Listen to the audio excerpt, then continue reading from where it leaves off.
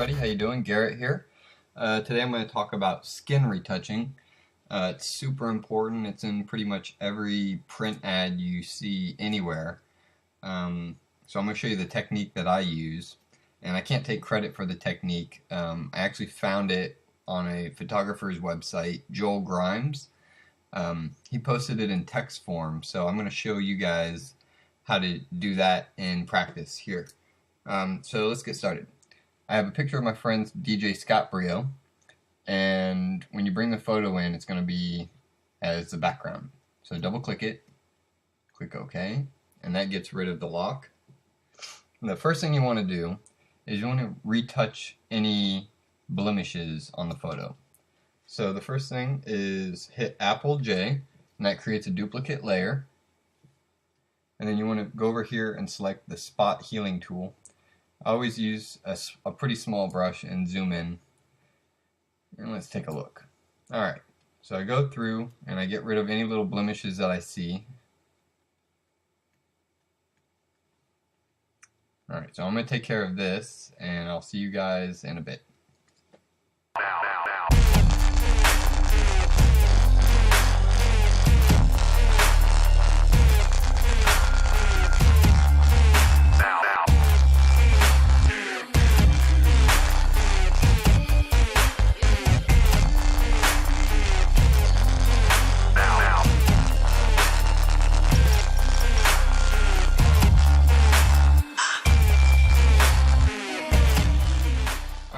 So we've gone through and we've spot healed any little blemishes that we see, and now we can start retouching the skin as far as making it soft. So what you want to do is hit Apple J, 1, 2, 3. And this layer, the first copy that you created, double click it and rename it medium.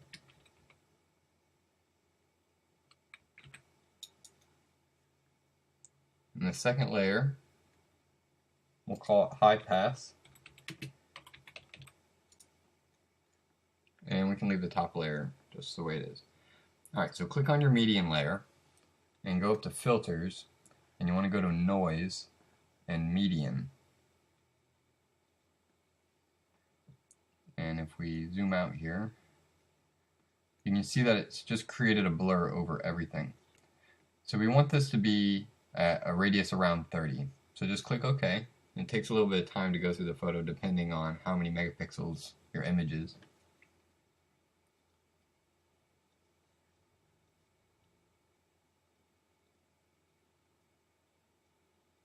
Okay. The next step is click on your high pass layer, go up to filters, other, and high pass. And if we zoom out here, if we brought the radius all the way down, you would just see all gray. As you slowly bring the radius up, you'll start to see little details of your image. If we went too far, and it starts looking like this, you'll get too much contrast in your image. So you want it to be somewhere around 6, just so you can start seeing the eyes, the eyebrows, the lips, things like that. Alright, now click OK. And now this top layer, if you go down here to this little icon, we want to create a mask. So click on that, and we want a white mask. And now we click on brush, make sure you're painting with black, and that your opacity is at 100 and your flow is at 100.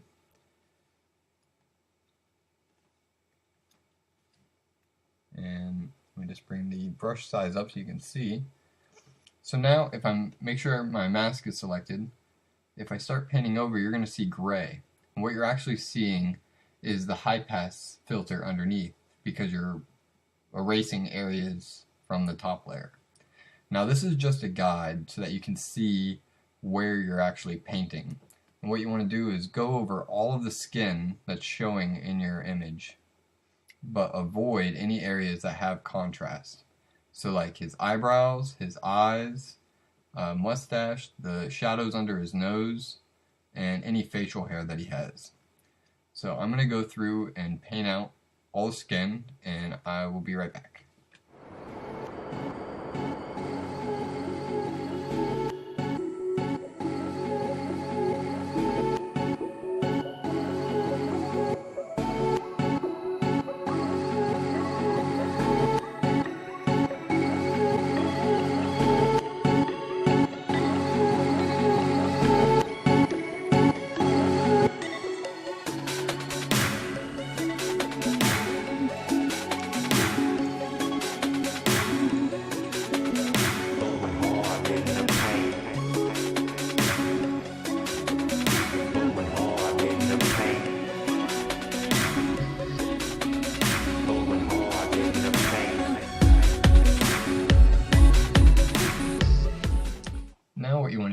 click on the high pass filter and change the blend mode from normal to overlay.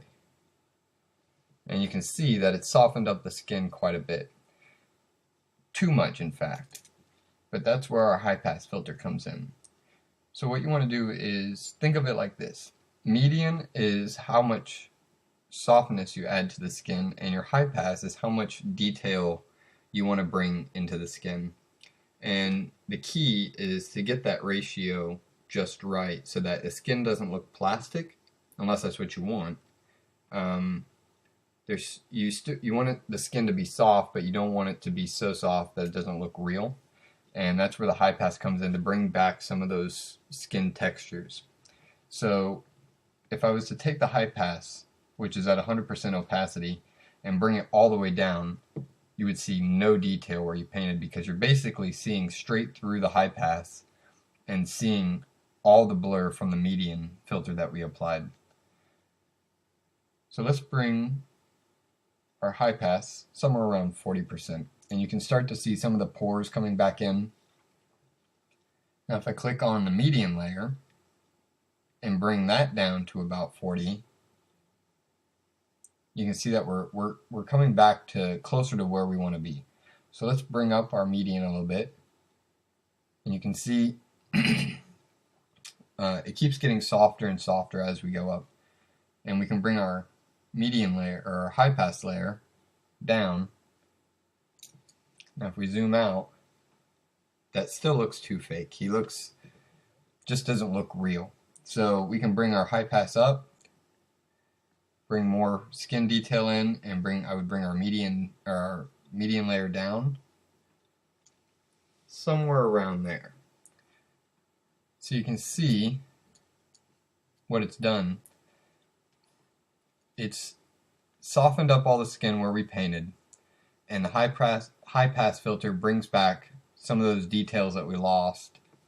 Now one thing to look at is that some of the areas that we went over bleed into the shadow areas and kind of soften them up, which we don't want. So what you can do is, once you've got the softness looking just the way you want it, you can select all the layers, merge layers, so that you have one image. Now the bad thing about this is that it's destructive, meaning once you do it, you're sort of committed to the merge of the layers. So if you wanted to go back, you couldn't. You'd have to start from scratch. So that's the downfall. The good thing is now you have a soft image and you can dodge and burn or do whatever you want to it. And that's exactly what we're going to do. So I won't get too heavy into dodge and burn, simply because this is just skin retouching. But I'll show you just a quick thing of what I would do to sort of finalize this image. So first thing is the eyes. The eyes are everything, especially in a portrait. So you want to make sure that those pop. So you can select your dodge and burn, and you want to dodge. Make sure you select midtones, bring the exposure down, and select the whites of his eyes, and bring those back. And I usually just go around the iris here so that its eyes pop a little bit. And it's alright if you go a little too far with it, because you can always bring the opacity down. The next thing I would do is burn back some of the exposure in his eyebrows, his mustache, his goatee here.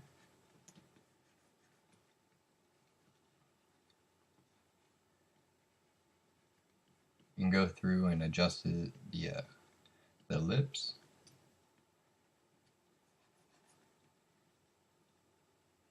And I would go around the eyes just a little bit. Alright? Now, right now that looks like way too much. But that's alright. So we bring down the opacity a bit. So that's 100%. And that's all the way up. So let's bring it back just enough. Somewhere around 50. The next thing you can do is, if you wanted to, you could dodge and burn the light itself. So if I make a nice big brush, select his skin tone,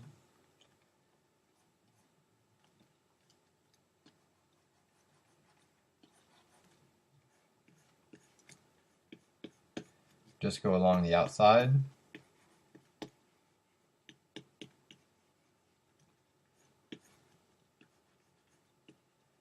Under his nose, make sure you bring back the darkness in his nose shadow, and in the rim of his hat.